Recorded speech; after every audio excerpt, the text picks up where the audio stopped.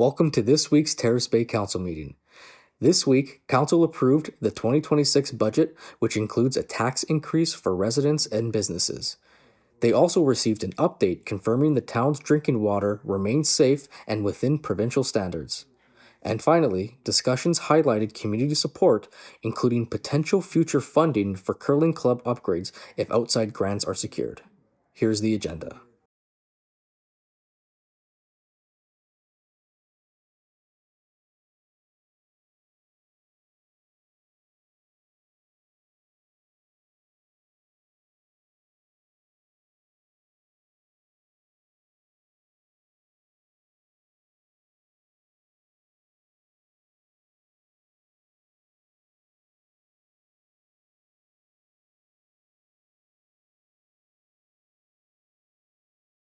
Reached hour 6:30 on Monday, March 16th. I call this meeting of the Council of the Township of Terrace Bay to order.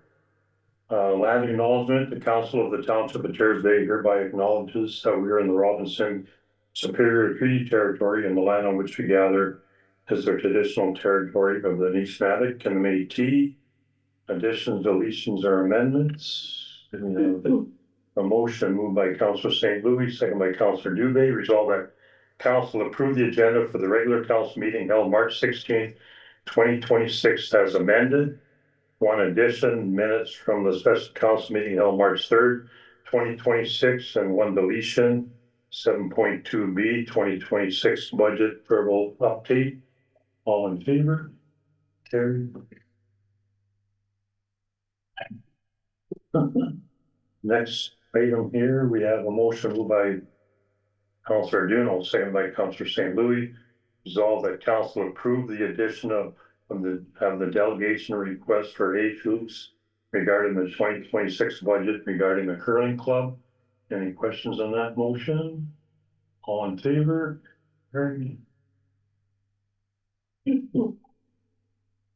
Next item, are there any disclosures of interest? Hearing none.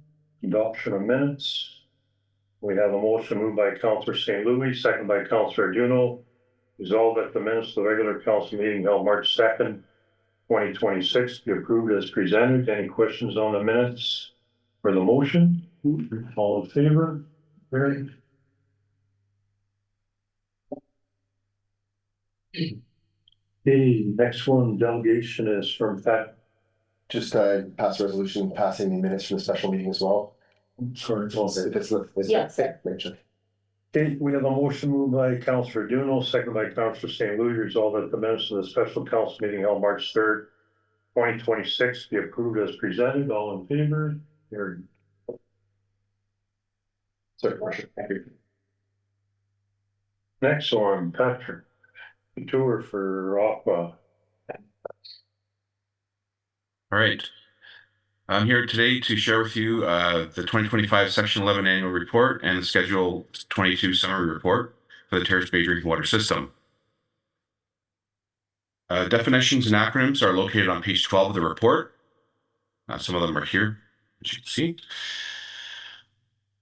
In Ontario, OREG 170.03 of the Safe Drinking Water Act requires an annual report be prepared for each drinking water system.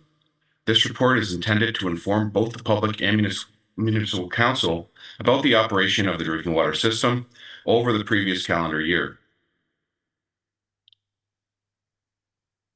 OREG 170 requires the development and distribution to the public of an annual report summarizing water quality monitoring results, adverse water quality incidents, system expenses, and chemicals used in the water treatment process. Chemicals used in the water treatment process include sodium hypochlorite for disinfection and Terrace 8600 for corrosion control.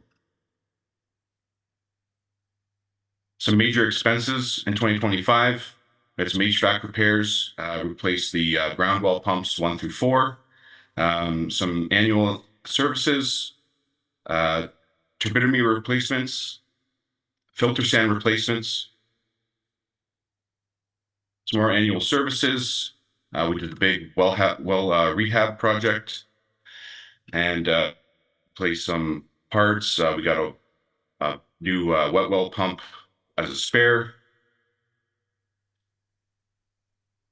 some more miscellaneous annual purchases and maintenance. Reported adverse water quality incidents in 2025, there was only one. Lead exceedance at 24 Birch. It was just over the MAC at 10.2. The maximum acceptable concentration is 10 micrograms per liter. The homeowner was notified and sent a letter on how to reduce exposure. Microbiological testing done under Schedule 10, 11, and 12, Regulation 170. As you can see here, for E. coli results, there were 0 in treated and distribution, as well as total coliform, we had 0. Operational testing. This basically shows the number of samples taken through our continuous monitoring equipment.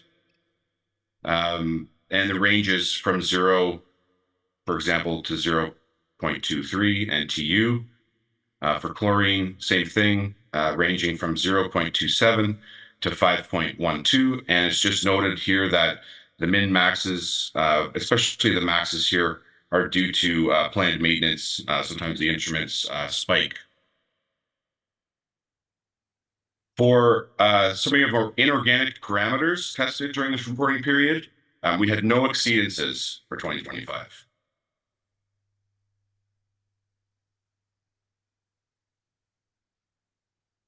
For lead sampling, under Schedule 15.1 during this reporting period, 48 plumbing samples were taken with 1 exceedance, and 4 distribution samples were taken, 0 exceedances.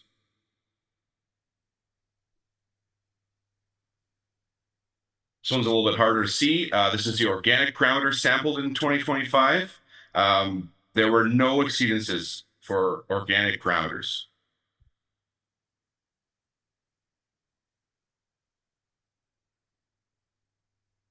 Schedule 22 of OREG 170 requires the development and distribution to council of an annual report summarizing incidents of regulatory noncompliance and associated corrective actions. In addition to providing flow monitoring results for the purpose of enabling the owner to assess the capability of the system to meet existing and planned demand.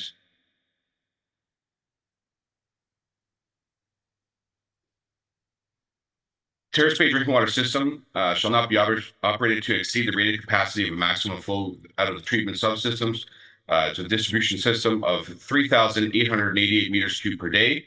The drinking water system may be operated temporarily at a rate above the rated capacity where necessary for the purpose of fighting a large fire or maintenance on the drinking water system.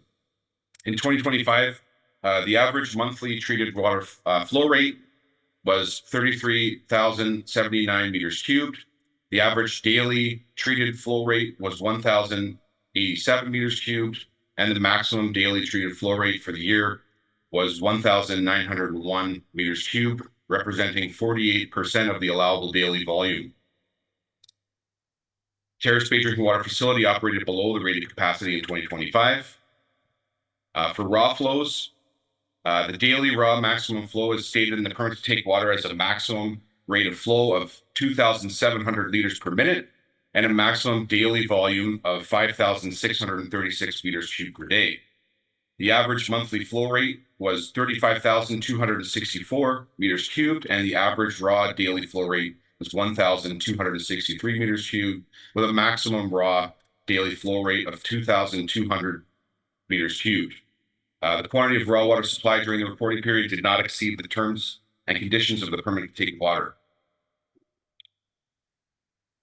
The raw water flow average was 22% of the allowable volume, and the maximum daily volume, 2,200, was 39% of the permit to take water maximum daily volume. Treated water flows, the average daily volume was 28% of the municipal drinking water maximum daily flow, and the maximum daily volume 1902 was 49%.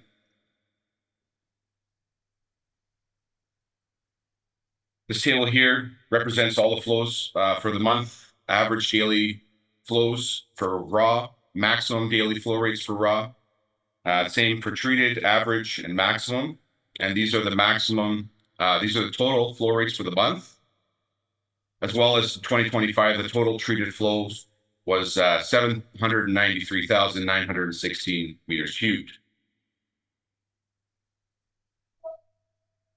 This table shows that the average treated flow rate was relatively stable throughout the year, with one month where we had a maximum flow rate for the day, which was relatively higher than all the others. For regulatory noncompliance and corrective actions, we had one noncompliance identified in the inspection, and it was the owner did not have an up-to-date document describing the distribution components in accordance with the Drinking Water Works permit. OCWA assisted the township with updating the documents, and that is now completed. And again, the adverse water quality incidents, there was only one, lead exceedance at 24 Birch. And for the operating year of 2025, the Terrace Bay drinking water system delivered water that is in treated and distribution samples indicate the water to be free of biological contamination. In addition, the system was able to meet the demand of water use within the town without exceeding the permit to take water municipal drinking water license permit. Thank you. Thank you, Patrick. Any question from the council? No, I'm good. Thank you. Yep, thank you. We're okay, we're good, Patrick. No questions for you. Sorry, I can't hear you too much. Council didn't have any questions for you, Patrick. Thank you very much for your time tonight and in the presentation. We really appreciate it. Thank you. Take care. Take care. Aaron, you're on. Okay. Oh, there's a resolution. Yeah. The motion moved by Councillor St. Louis, second by Councillor Duno, resolved that council accepts the report from OCWA regarding the zero rate 170 section 11 and section 22 annual reporting under the Safe Water Drinking Act and the rate 387 section 9 annual reporting under the Ontario Water Resources Act for the Terrace Bay Water Treatment Plant Waterworks number 25001769. He accepted. All in favor? Aaron? Aaron, sit there. You sit in the hot seat. Yeah, not too cold. It's cold outside. So good evening, everybody. My name is Aaron Fuchs. I'm a newer resident of Terrace Bay. I came from Kitchener-Waterloo area 2 years ago. I bought a home on Elizabeth Avenue. I resided 20 Elizabeth Avenue in Terrace Bay last year. Since arriving, one of the things that has kept me busy, especially in the winter months, is our local curling club. I had never curled before. This year, proud last place in the mixed league. But it does provide an opportunity to get out of the house on a Thursday night and engage with other members of the community. Since arriving on the North Shore, I've found great balance in my own life, my personal life, finding things to do or having that quiet and stillness, which I appreciate being an educator in the community. My days are busy, and so the time to myself is also good. In reviewing so I did a lot of volunteering when I was down south. I ran a community theater organization and also a social nonprofit. I was chair of the board there with millions of dollars of budget. And one of our, especially with the theater group, we worked very closely with our municipality to advocate for what we were looking for. And so I chose to volunteer my time on the curling board here. They were looking for members, and I put my name forward and was accepted onto the board of directors. In looking at some of the books and the financials, that I started to think about what does our partnership with the township look like. So we looked for some information.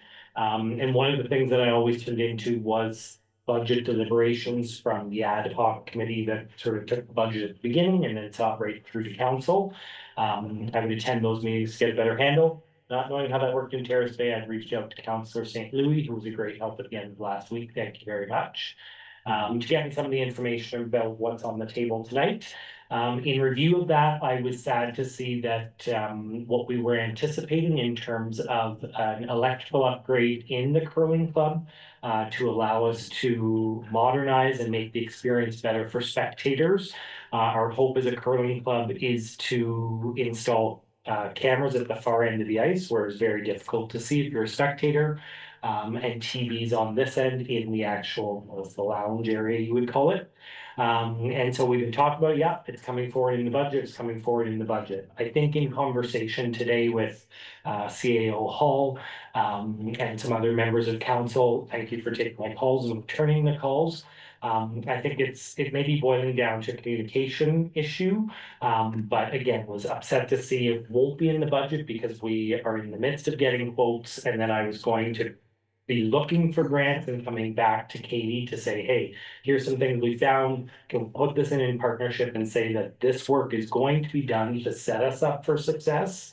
And I think it would be a knockout application that, again, $10,000 isn't a lot of money, could easily find that through one quick grant. So I'm sad to see it out of the budget. I don't know whether amending the budget is the correct way of doing this or bringing it back to council at a later date. I'm open to either, but I want it to be known that there didn't, and Councillor Nolan speaking this afternoon made a great point.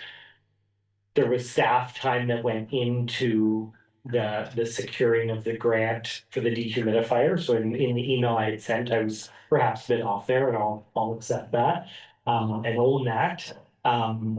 Again, my work down south, we did a lot of work with staff, and that was the same message. So I appreciate that and appreciate staff's work with us on securing that dehumidifier. But beyond that, we put in the budget requests and then don't really know where they go. So I think longer term in terms of communication, I think more accountability for volunteers in the community with staff on like, where does it go? So we say we want these things, or we say we're looking for these things. How are those really taken into account when it gets back to you at council and your approving budget to make those things happen?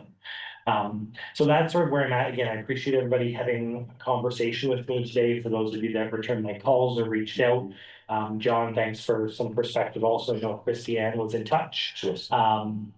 And so, yeah, I just wanted to make it known that it was a bit, I don't want to say upset, or crying about it or anything like that, but you know, I want to make sure that we're investing in sport equally in our community. And yeah, we were expecting it, and then to see it in the list of actual exclusions, I was like, dang it. So it may push us back a little bit further, and we're ready to go, but we need that to happen first. So I'm happy to answer any questions or. Yeah, so you don't have the grant yet. No, Keeker has done a fundraiser, like his snow removal fundraiser this year, he donated back $1,800, so we had it waiting, so we have 18 of the 10. We're getting the quote, and then once we have the quote, again, some of the grants I've looked for, $10,000 in Northern Ontario for recreation, it's not a lot of money. Now there's some other stuff that we need, like a new nipper and some other things, which I think staff is aware of, which could be a bigger trillion grant per se, but I also have the experience with that, and you gotta have a lot of ducks in a row to get that money. And I'm not sure we're quite ready for that yet at the firm. So when are you getting the quotes there? Keeker has been up to a couple of times now to try and get those out of them. I don't have an exact time. So 10 grand isn't a firm number then? He did speak to somebody about it, but wanted to get it on paper, so we had something we could actually submit. So. Okay. So I think we would need to see it on paper. We want to know what that cost of that grant is going to be, and then I wish you would have had the grant approved, even if it was conditional to us providing the hydro. Or the hydro upgrades, sorry. I don't think I'm just speaking for myself. I think we want to just pass this budget tonight and get it done. It's not a huge ask, like we talked a little bit. We talked before the meeting. Yeah. Aaron, and what we said is if you get the grant, we'll approve the $5,000. So basically, yeah, you get your end in a row and we'll find $5,000. She was talking about that, Chris, you were there. I wasn't here. I was out. I noticed I got some calls while I was out of service, so I just got into town about an hour ago. For me personally, I'll speak. Number one, thank you for volunteering on the board. We need volunteers in our community, and it takes a lot of time, and most of our rec programs in this community run on volunteers such as yourself and the board. And I was fortunate enough to come to a meeting a couple months ago and see how passionate everybody is, and that's great. It's fantastic. I appreciate you reaching out, advocating like this. Things do slip through the cracks. Township we're a small number of people, and I know for sure they work hard.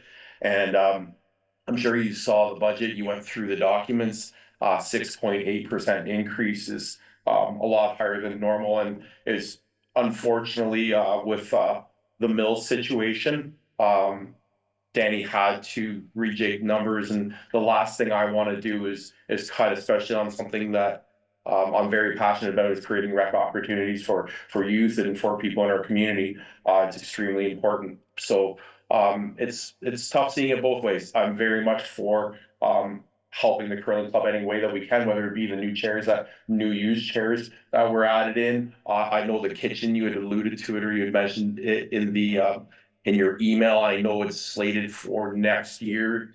And again, I'm glad you brought up the fact that, her time, it was an OTF grant, and you had mentioned again how hard it is to get OTF, and thankfully it's funded at 100%. Because if it was any kind of other, like it was NOHFC, it'd be funded at 75%, and Township would have to contribute that. So, and again, we're lucky the curling club opened this year. That was something else I was reflecting on after I read your email, because I know we didn't know if we were going to get ice in this year.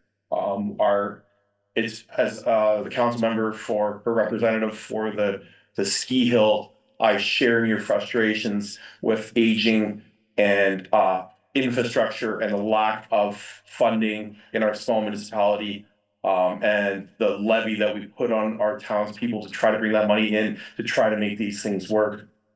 So it's a fine balance. I'll just leave it as that, but I appreciate your volunteering. I appreciate you coming here tonight, and I'm saying whatever can be done to help this move forward, I'd like to help out in any way we can as a township. Bill? Yeah, I just echo Councillor DeVay's comments there, and the brief moment that we had on the phone today was, we just spent looking at the budget there and trying to have it presentable to the township, and not making it too aggressive, but absolutely necessary. And like Councillor DeVay said, we are all sitting around the table and all looking at how we can make our town better, because that's why we live here, because we love our little town. And I would like to thank you for taking up that cause there, because as I told you on the phone, I wish I was down there on the sheet with you. And thanks for coming out, and you get that grant, and we'll be right behind you, as previously said. Thanks, Aaron. Gary? Well, I guess we can all talk tonight. Why not? We hardly ever all talk at the same time. I think I just said to you on the phone, Aaron, thanks for bringing this up before we pass the budget and not after. I'd like to say everything else that everyone else has said.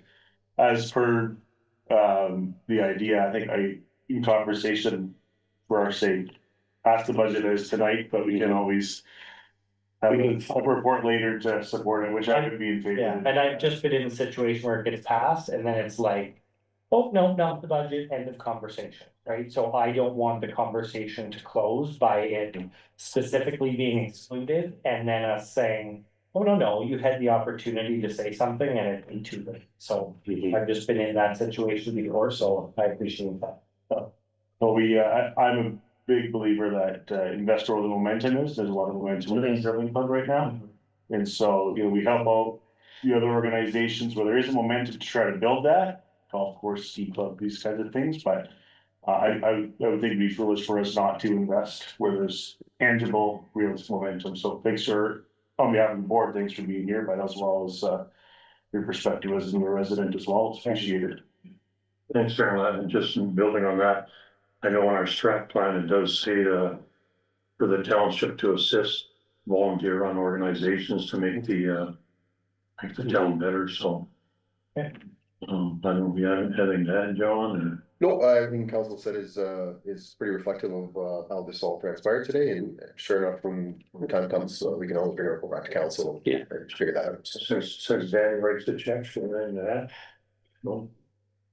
Okay, thanks, Darren.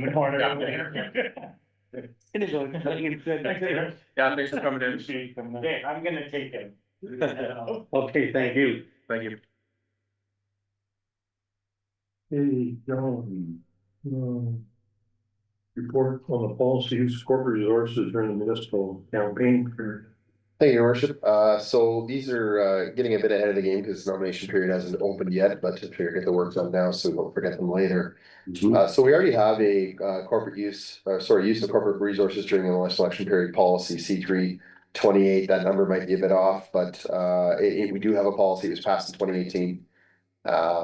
Anyway, so Bill 181 at the time, the Municipal Elections Modernization Act passed in June 2016, required that all municipalities in Ontario develop a policy such as this during the election campaign period. So in April of 2018, we did that. The policy summarized, so the policy is required under section 88.18 of the Municipal Elections Act, mandates municipalities to adopt rules governing the use of corporate resources in election year. Its goals are to ensure transparent, accountable, and equitable election practices, provide clear guidance to candidates, council members, and municipal employees on what is and is not permitted during election campaign. The policy applies to all municipal candidates, all members of council, all municipal employees, full-time, part-time, or contract, all municipal election campaign periods, including by-elections. So the application, so IT and resources, so corporate IT systems and equipment cannot be used for campaign messaging, creating and recording campaign materials, hosting or linking to campaign content. The only exception, the CEO clerk may post candidate and third-party contact information on the municipal elections webpage. So what that means is when you sign up to be a candidate, there's a form that I included in the package that asks you to provide an email address, and if you have your own website, and we would link to that in your candidate profile on our municipal elections website. That's the only exception to that. Council shouldn't be sending out campaign emails from their terracebay.ca accounts. If we had the owl cam here and you came in here and recorded a campaign message, that would also be definitely frowned upon. So same thing applies to municipal facilities, property, and equipment. Candidates, council members, and employees shall not campaign or distribute campaign materials at township hosted events or on or off municipal property. Use or rent municipal facilities, property, or equipment for campaign purposes. In terms of communication, corporate communication channels and assets should not be used for campaign purposes, including printing or distributing campaign materials, using the township logo on campaign materials, using township-owned photographs, taking campaign photos on or outside municipal facilities, campaigning towards employees while they are at work, using councilor budgets for campaign-related activities. You don't have that large of a budget, so I doubt you'll be using it towards campaign activities. But basically, if you have any questions about these restrictions under this policy, please give me a call and I can advise you in the correct direction. The township is prohibited from contributing directly or indirectly to any campaign. Employees may not perform campaign work for the candidate or registered third party during work hours. Policy recognizes that members of council continue to hold office until the end of their term. It does not prevent them from carrying out their official duties and representing constituents. In terms of administration of the policy, as I just said, questions of the policy should be directed to me, the CEO clerk. I will make administrative updates to reflect legislative changes, provided the intent of the policy remains unchanged. There hasn't been any, to my knowledge, since 2018 when the legislation was first passed, so our policy is still valid. The CEO clerk designate may investigate complaints, confirm breaches may require a repayment of costs associated with the breach, and a public letter of apology to council.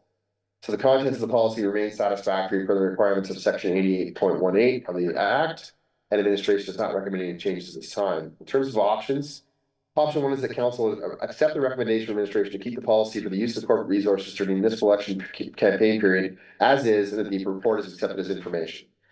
Option two is that council not accept the report as information, directs administration to bring forward amendments to policy C328 as appropriate to the next regular meeting.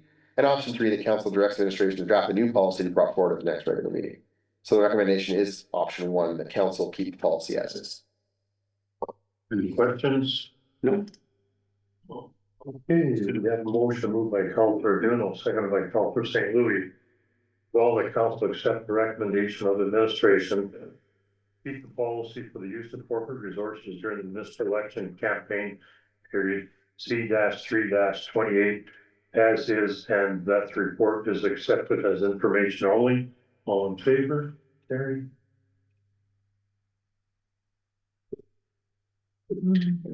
Sorry, I know we just passed the motion. Just a quick question you may want to think about how our AI policy would potentially affect this policy down the road.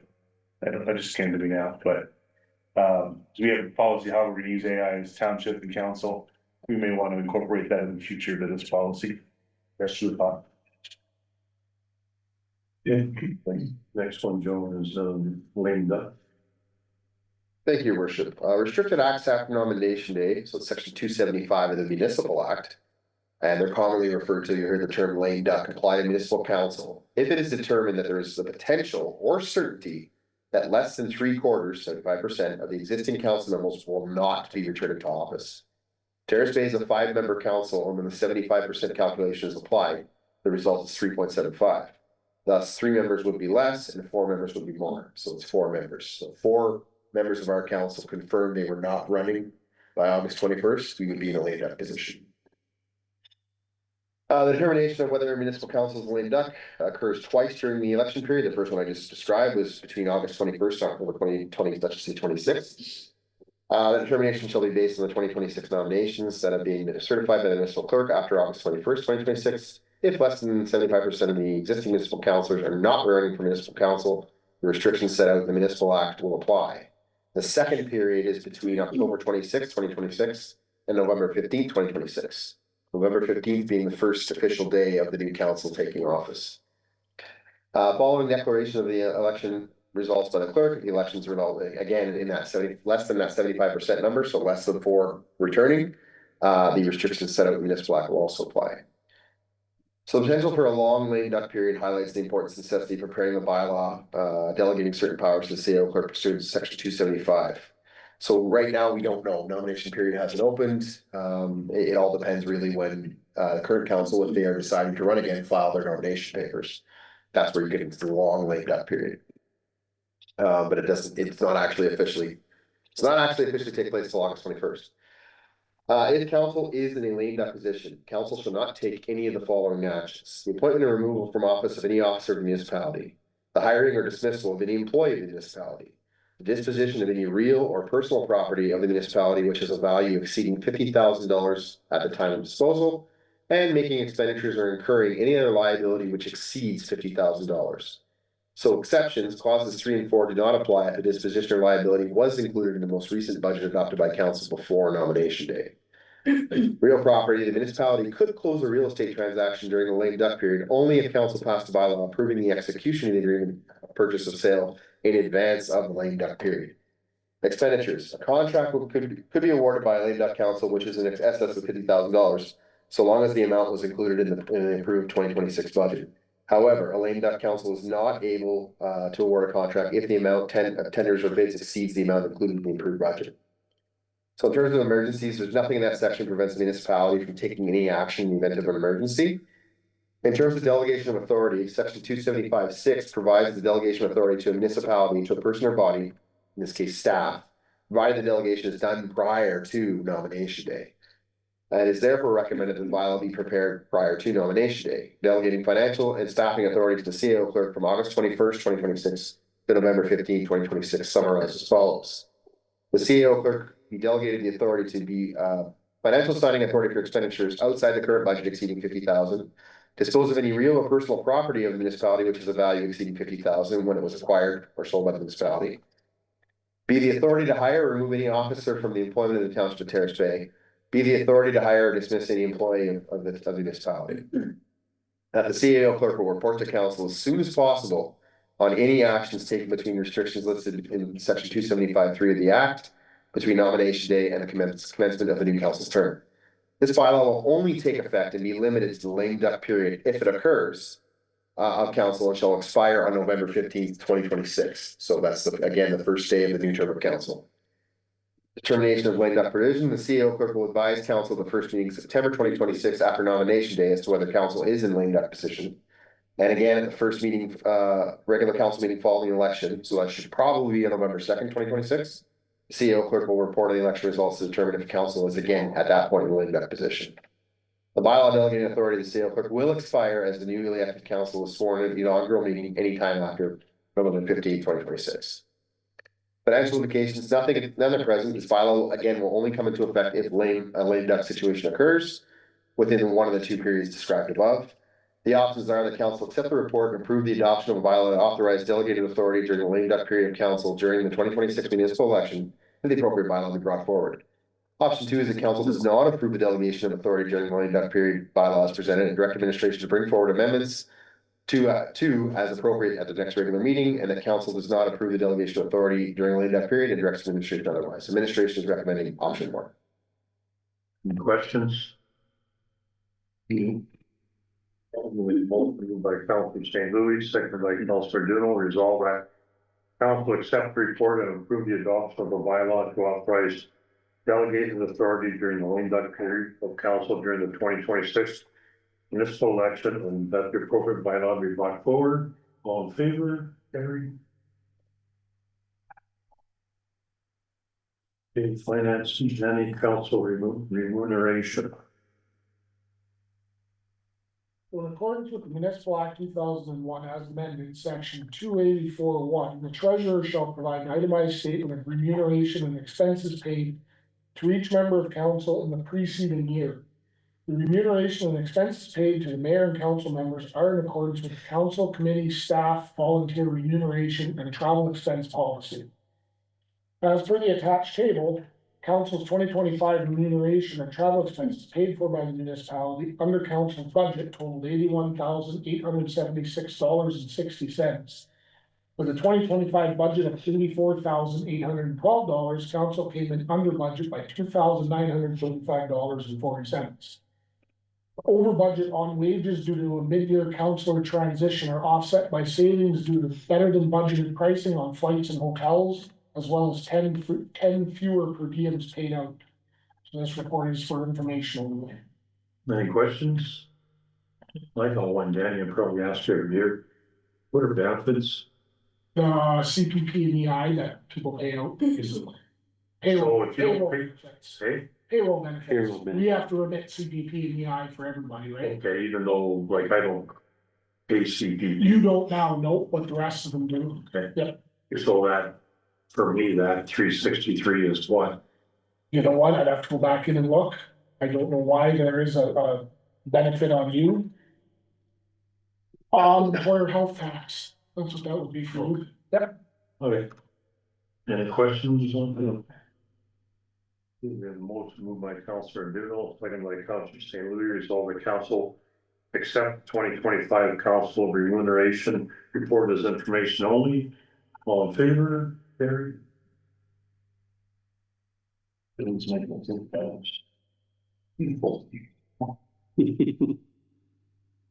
Next one, Danny, is the budget, capital operating budget. So administration is bringing forward a proposed 2026 budget with a municipal tax levy of $4,095,953.03. This amounts to an increase of 6.8% over last year's levy after growth. The following property classes are affected on average as follows. Residential will see a 6.57% increase, multi-res 6.65%, commercial 6.05%, and the industrial will see a 6.17% increase. Council should note that individual properties will be affected differently depending on changes to their respective assessments. On average, a residential tax bill of $2,700 will see an approximate increase of $179 per year, or $14.92 a month. So the proposed budget brings about a municipal tax levy of $4,095,953.27 and an education tax levy of $291,620.66. Total 2026 taxes of $4,324,619.93. The options are 1, approve the 2026 operating and capital budget as presented, and that the appropriate bylaw be brought forward. Or 2, do not approve the budget as presented and direct administration to make changes. Recommendation is option 1. Questions? No. No. Okay, we have a motion moved by Councillor St. Louis, second by Councillor Duno, resolved that council approve the 2026 operating and capital budgets as presented. Not the appropriate bylaw be brought forward. All in favor? Carried. Thanks, Danny. Thanks, Danny.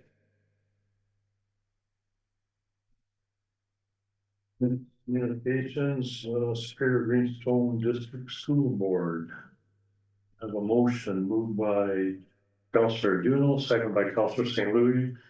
Whereas locally elected trustees provide essential community representation, and whereas rural and northern communities rely on trustees to reflect local priorities, ensure accountability, and advocate for students, and whereas proposed changes may reduce or eliminate locally elected trustees, therefore be it resolved that the council affirms support maintaining elected trustees, and further that the mayor, clerk, and clerk send a joint letter to the Minister of Education and the Premier with copies to OP, SBA, Roma, AMO, and local MPPs asking for a government pause on this issue and asking the government to commit to a full-scale, transparent, and province-wide consultation on school board governance models. Any questions on that motion? Nope. All in favor?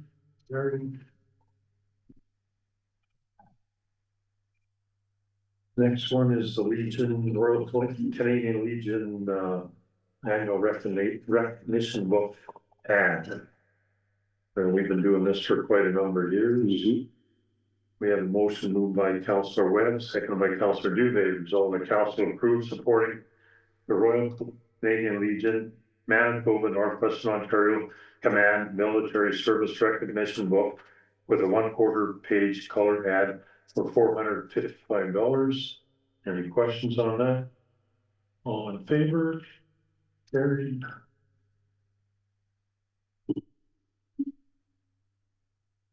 And the next one is the $1,500 Lake Superior High School bursary for the graduating grade 12 student. We have a motion moved by Councillor Dubé, seconded by Councillor Webb, resolved that council sponsor the bursary for Lake Superior High School graduate in the amount of $1,500. Any questions on that? All in favor? Carried. Next ones are bylaws. We have a motion moved by Councillor Webb, seconded by Councillor Dubé. Resolved that a bylaw to authorize delegated authority during the lame duck period during the 2026 municipal election be read a first, second, and third time, and finally passed, signed by the mayor and clerk, sealed and numbered on the 16th day of March 2026. Any questions? All in favor? Feels like May. Yeah. Next bylaw, we have a motion moved by Councillor Dubé, second by Councillor Webb, resolved that a bylaw to adopt the estimates of all sums required for the year 2026 for general purposes of the corporation of the Township of Terrace be read first, second, and third time, and finally passed, signed by the mayor and clerk, sealed and numbered on the 16th day of March 2026. Any questions on that? All in favor? Carried. Any questions online, John? First call for questions online.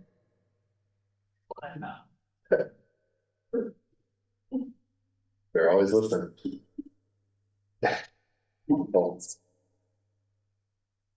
Second call for any questions online.